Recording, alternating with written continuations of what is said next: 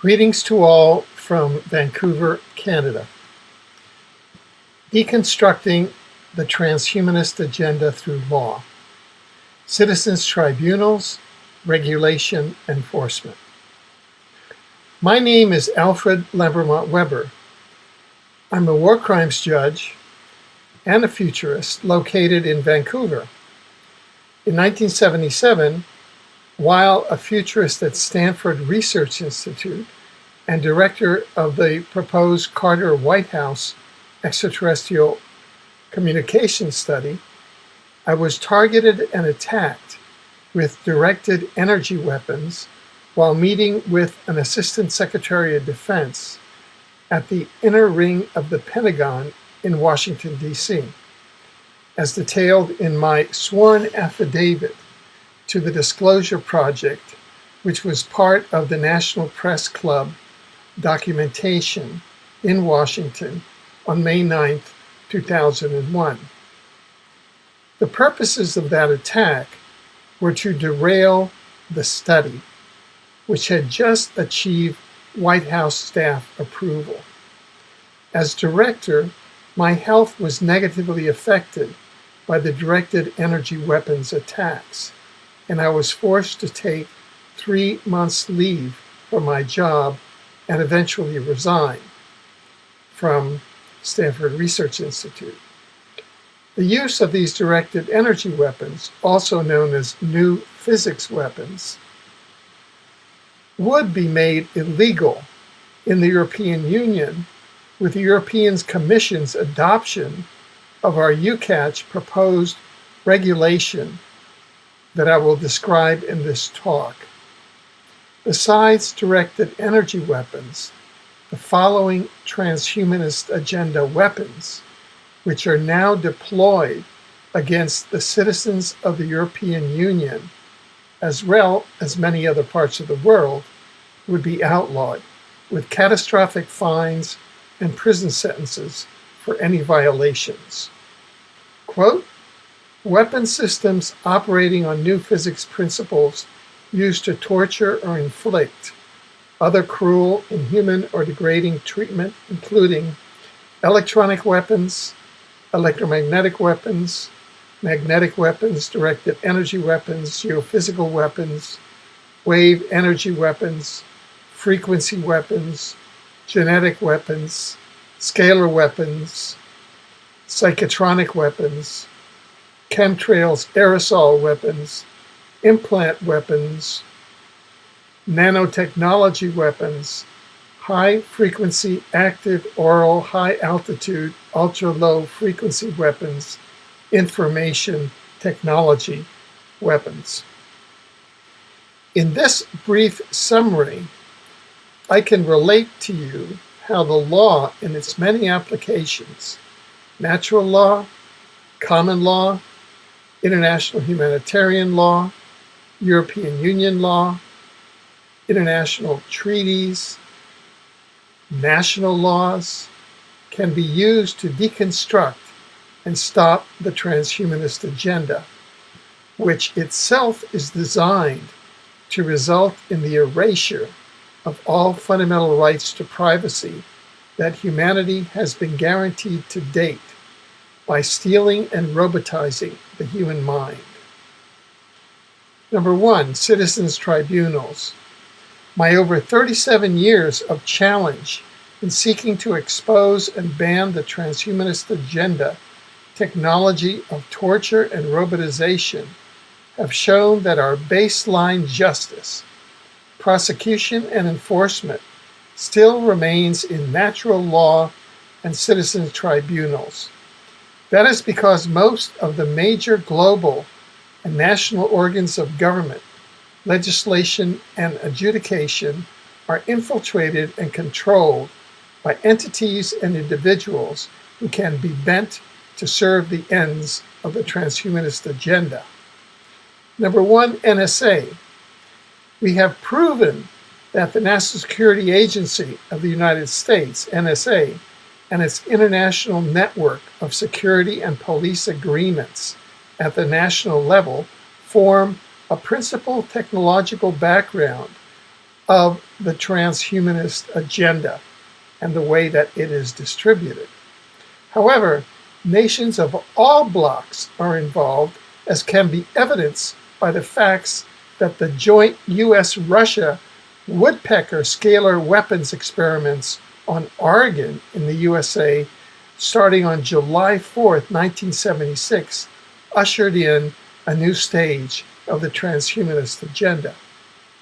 Number 2, H.R. 2977, banning HAARP, chemtrails, mind control weapons. Representative Dennis Kucinich filed our October 2001 Space Preservation Act and Treaty under H.R. 2977 in the U.S. House of Representatives, a bill that would have banned all of the transhumanist agenda weapons listed above. The U.S. Department of Defense wrote a negative review of the bill, and Kucinich's office was intimidated and removed the HAARP, chemtrails, mind control weapons ban for no stated reason.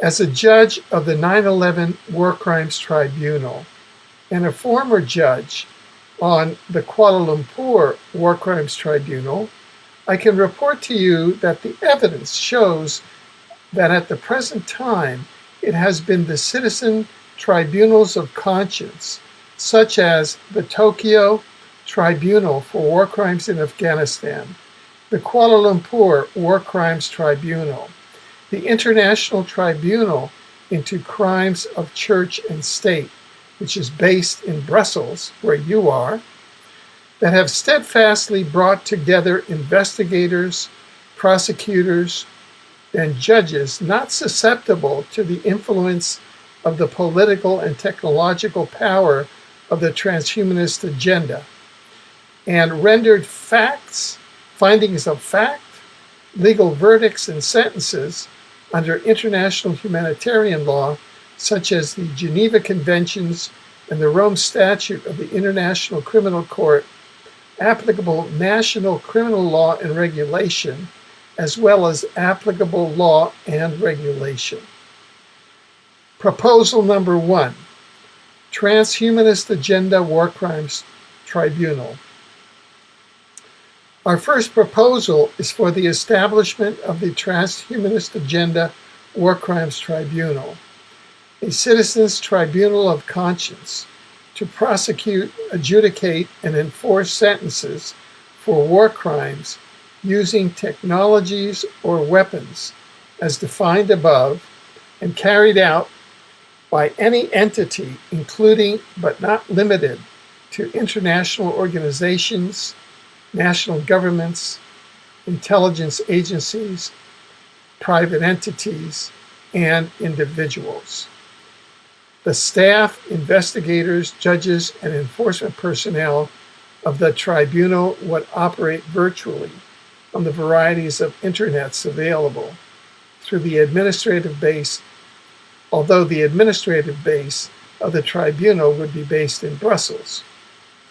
The tribunal can draw upon the experience of the International Tribunal into Crimes of Church and State, which is based in Brussels, which has successfully prosecuted and adjudicated and is in the process of enforcing war crimes in the areas of child trafficking and child genocide carried out by the Vatican and 2 popes, the UK Crown, the Dutch Crown, the Belgian Crown, the Government of Canada, and other specific individuals. Proposal number 2, UKACH's proposal for a European Commission regulation to ban new physics torture weapons in the European Union. This proposal has been submitted to the Libe Commission of the European Parliament together with a request for a hearing on these issues. And it is part of the package that has been distributed to you today.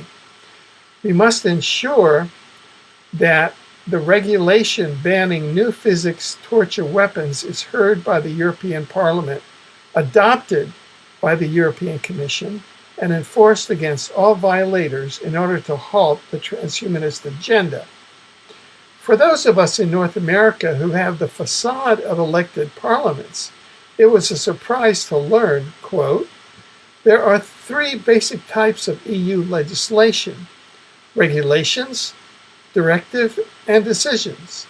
A regulation is similar to a national law, with the difference that it is applicable in all EU countries. That's the European Commission.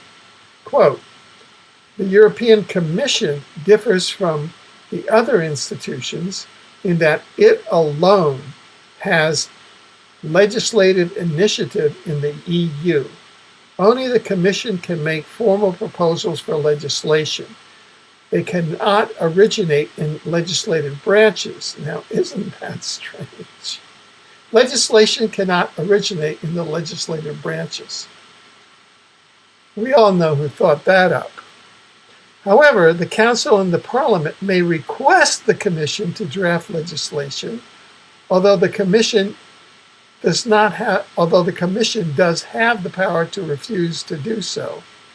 Under the Lisbon Treaty, EU citizens are also able to request the Commission to legislate in an area via petition carrying 1 million signatures, but that is not binding. Way to keep the matrix in power. The power of these unelected European commissioners was illustrated here in Canada in something of a recent political storm when Herman Van Rompuy, President of the European Council, and José Manuel Barroso, President of the European Commission, was given a $300,000 ride in the Prime Minister's official jet back to Brussels so that they could attend an extra cocktail party reception in Toronto. Success equals the tribunal plus the EC regulation. The proven track record of the EC commissioners, the European Union commissioners, at being feted to such largesse by Canada, for example, which has an abysmal record of enforcement against violations of human rights through torture and harassment by using new physics weapons, demonstrates that it's the people assembled before a citizens' tribunal that must investigate, prosecute, adjudicate, and enforce the Geneva Conventions, ICC statute, national criminal laws against the perpetrators of the transhumanist agenda. In concert with the tribunal and its public proceedings, our citizen representatives can then fan out in the European Parliament, the European Commission, and the media to ensure that the agents of the transhumanist agenda will not be able to buy their way into neutering this law through a bit of bling, threats, or hidden payment. The conference organizers have been kind enough to hand you each a lobbying kit of the European Commission regulation and my talk today. Please do coordinate with Melanie Richant, our most gracious conference organizer, and others there at the conference on how to apply your priceless universe energy to, number one, establishing and continuing to operate the Transhumanist War Crimes Tribunal. Number two, securing the adoption of the EC regulation by the European Commission and enforcement by all EU nations. And number three, moving on to proposal and adoption at the United Nations General Assembly of a United Nations treaty banning new physics weapons with a strong enforcement unit, independent enforcement unit. I would be very happy to receive your thoughts, suggestions, and offers of assistance for this, our proposed work. My email is peace@ at peaceinspace.org. This talk is available to you. It will be online. It's been my great pleasure. Thank you very much for your attention, and thank you in advance for all of your efforts in this regard. Greetings again from Vancouver, Canada.